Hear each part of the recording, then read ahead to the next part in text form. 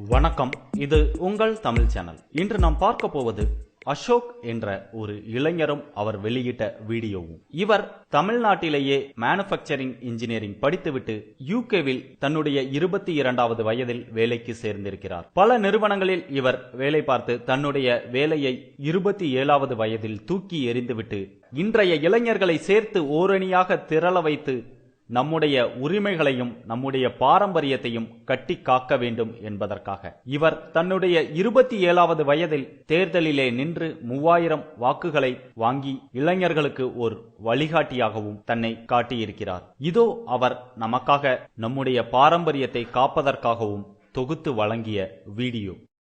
நம் வாழும் இந்த உலகத்தின் எதிர்காலம் எப்படி இருக்கும் என்பதை அறிந்து கொள்ள கடந்த காலத்தை புரிந்து கொள்வது மிகவும் அவசியம். சில நேரங்களில் பல்வேறு காரணங்களுக்காக உண்மை இருட்டிலிருந்து விடுகிறது. அப்படிப்பட்ட உண்மைகளை வெளிச்சத்துக்கு கொண்டு வருவதே இந்த பதிவு. உண்மை பாதையில் உங்களை சிந்திக்க தூண்டுவதே இந்த பதிவின் நோக்கம். ஜல்லிக்கட்டு ஆதரவாளர்களை 2 வகையா பிரிக்கலாம். ஒன்னு, நம்ம கலாச்சாரத்தையும் பாரம்பரியத்தையும் பாதுகாக்கணும்னு ஆதரிக்கிறவங்க. 2, நாட்டு மாடு அழிஞ்சிடக்கூடாது, ஏட்டுப்பால் நமக்கு கிடைக்கணும், வியாபாரம் வர்த்தகம்னு ஆதரிக்கிறவங்க. நம்ம கலாச்சாரம் பாரம்பரியம் அழிஞ்சிடக்கூடாதுன்னு ஆதரிக்கிறீங்களா?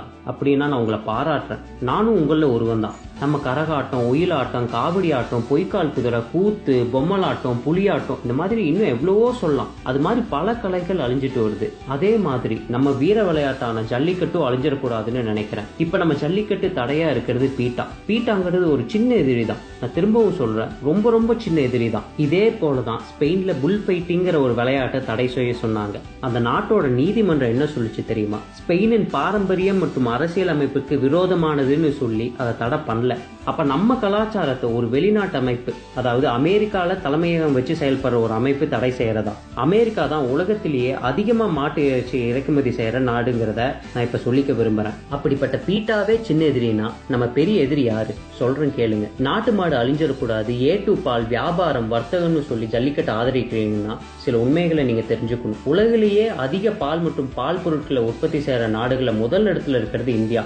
2015ல 146 மில்லியன் டன் செஞ்சிருக்கோம். 2016ல 160 மில்லியன் டன் செஞ்சிருக்கோம். மாட்டுப்பால் உற்பத்தியில நமக்கு 2வது இடம். இதுக்கு முக்கியமான பங்களிப்பு கொடுக்கிறது மாநிலங்கள் ராஜஸ்தான், உத்தரப்பிரதேஷ், ஆந்திர பிரதேஷ், மத்திய பிரதேஷ், குஜராத். 2001 உற்பத்திக்கும் 2015 உற்பத்திக்கும் பார்க்கும்போது ஆந்திரா 123% வளர்ச்சி அடைஞ்சிருக்கு, குஜராத் 100% வளர்ச்சி, மத்திய பிரதேஷ் 104% வளர்ச்சி, ராஜஸ்தான் 118% வளர்ச்சி, உத்தரப்பிரதேஷ் 90% வளர்ச்சி, தமிழ்நாடு வெறும் 39% தான் வளர்ச்சி அடைஞ்சிருக்கு.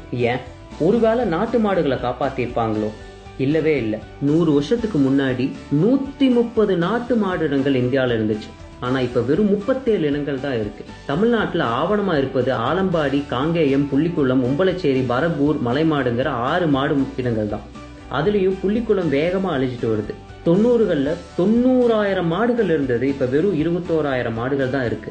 ஆவணம் செய்யற முன்னாடியே புங்கனூர், நாட்டான், துறிஞ்சித்தலை, தொண்டைநாடு, தென்பாண்டி, தம்பிரான், இருச்சலை, மணப்பாறை, வடக்கரை, கொல்லிமலைன்னு பல மாடு இனங்கள் அழிஞ்சிருச்சு. நீங்க கேட்கலாம், நம்ம அரசாங்கம் இதுக்காக எந்த திட்டமும் போட கிடையாதான்ட்டு. 91க்கு மேல வந்த எந்த அரசாங்கமும் நாட்டு மாடை பாதுகாக்கணும்னு ஒரு திட்டம் கூட போட கிடையாது. உங்க மனசுல தோணும், ஜெயலலிதா ரொம்ப தெய்வ பக்தியுடையவங்களே, அவங்க எதுவும் செய்யலையான்ட்டு. அவங்க அரசாங்கம் என்ன செஞ்சதுன்னு நான் சொல்றேன். தமிழர்களோட கலாச்சாரமும் பாரம்பரியமும் ரொம்ப பழமையானது. என்னதான் இந்து மத அறநிலையத்துறை ஆங்கிலேயர் காலத்திலேயே தொடங்கினாலும் இந்த திராவிட ஆட்சியில தான் கோவில் சொத்துக்கள் அதிக அளவுல அபகரிக்கப்பட்டதா ஒரு புலிவரம் சொல்லுது.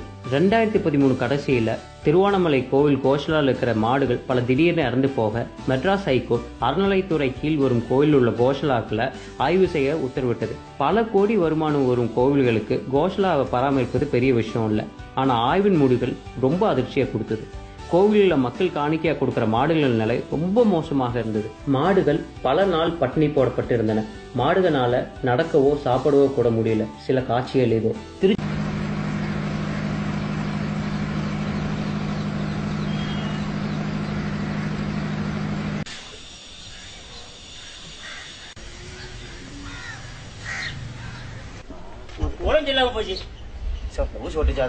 நீ ஜாக்கிரதை எடுத்துக்கிற அண்ணன் தம்பி, எடுக்க கோச்சிக்கிறாரு தம்பி, எடுக்காது தம்பி, எடுக்காது தம்பி, எடுக்காது தம்பி, கோச்சிக்கிறாரு. எங்க செருப்பா வந்து அடிச்சுட்டு போங்க 2 அடிய, அதுதானே அடிங்க நீங்க. ஆமா தம்பி.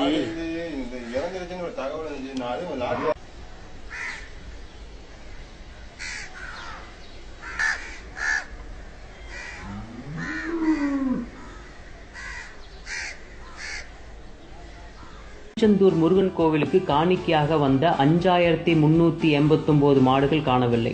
ராமேஸ்வரம் சரங்கப்பள்ளி பெருமாள் கோவில், சுவாமிமலை முருகன் கோவில், ஸ்ரீரங்கம் கோவில்களுக்கு காணிக்கையாக வந்த பல ஆயிரம் மாடுகள் பற்றி எந்த விவரமும் கோயில் அதிகாரிகளிடம் இல்லை. இந்த மாடுகள் அனைத்தும் அடிமாட்டுக்கு கொடுக்கப்பட்டதாக ஆய்வின் முடிவுகள் கூறின. 2008 1,39,27,176 ரூபாய் செலவில் 240 ஏக்கரில் பழனி கோவில் அருகே கட்டப்பட்ட கோஷலாவில் 2014 ஆய்வின் போது அங்கு வெறும் 6 மாடுகளே இருந்தன. மக்களால் நான், மக்களுக்காகவே நான் என்று கூறியவரும், நீங்கள் என்னை கடலில் தூக்கி எறிந்தாலும் கட்டுமரமாகவே தான் மிதப்பேன் என்று சொன்னவரும் நம் நாட்டு மாடுகளை பாதுகாக்க தவறிவிட்டனர். இப்ப நம்ம பெரிய எதிரி யாருன்னு உங்களுக்கு தெரிஞ்சிருக்கும். பீட்டா இந்தியாவுக்குள் வந்தது 2000 தான். ஜல்லிக்கட்டுக்கு தடை விதிச்சது 2011 தான். நம்ம அரசாங்கம் நினைத்திருந்தால் தண்ணீர் பிரச்சனையை முடித்திருக்கலாம், விவசாயிகளையும் விவசாயத்தையும் காப்பாற்றி இருக்கலாம், நாட்டு மாடு அழிவை தடுத்திருக்கலாம், வெளிநாட்டு அமைப்புகளை தடை செய்திருக்கலாம், ஜெர்சி மாடின் வரவை தடுத்திருக்கலாம், ஜல்லிக்கட்டை நடத்தி நம் கலாச்சாரத்தையும் பாரம்பரியத்தையும் பாதுகாத்திருக்கலாம். செய்ய தவறிவிட்டார்கள். நமக்கு தேவை நல்ல அரசாங்கமே. இனி நாம் என்ன செய்யலாம்? பால்துறை வளர்ச்சிக்கு 2 அமைச்சர்கள், நல்ல படித்த துடிப்பான இளைஞர் மற்றும் அனுபவமிக்க விவசாயி. நாட்டு மாட்டின் அழிவை தடுப்போருக்கு தமிழ்நாட்டில் மிக உயர்ந்த விருதை தந்து கௌரவப்படுத்த வேண்டும். நாட்டு மாடு அழிவை தடுக்கவும், பால் உற்பத்தியை அதிகப்படுத்தவும் சிறப்பு ஆராய்ச்சி மற்றும் வளர்ச்சித்துறை, அதாவது R&D உருவாக்க வேண்டும். காடுகளில் ஆரோக்கியமான மற்றும் தரமான புல் உற்பத்தி செய்து நாட்டு மாடு வைத்திருக்கும் விவசாயிகளுக்கு மாட்டு தீவனமாக இலவசமாக தர வேண்டும். கோவில்களில் காணிக்கையாக வரும் மாடுகளை சீமன்பட்டி கோஷலாவுக்கு கொண்டு வந்து HRNCE அறநிலைத்துறை பராமரிக்க வேண்டும். செய்ய தவறும் அதிகாரிகளை கடுமையான சட்டம் மூலம் தண்டிக்க வேண்டும். ஜல்லிக்கட்டை எதிர்க்கும் அமைப்புகளை பாரம்பரியம் மற்றும் அரசியல் அமைப்பிற்கு விரோதமான அமைப்புகள் என்ற சட்டத்தின் கீழ் தடை செய்ய வேண்டும்.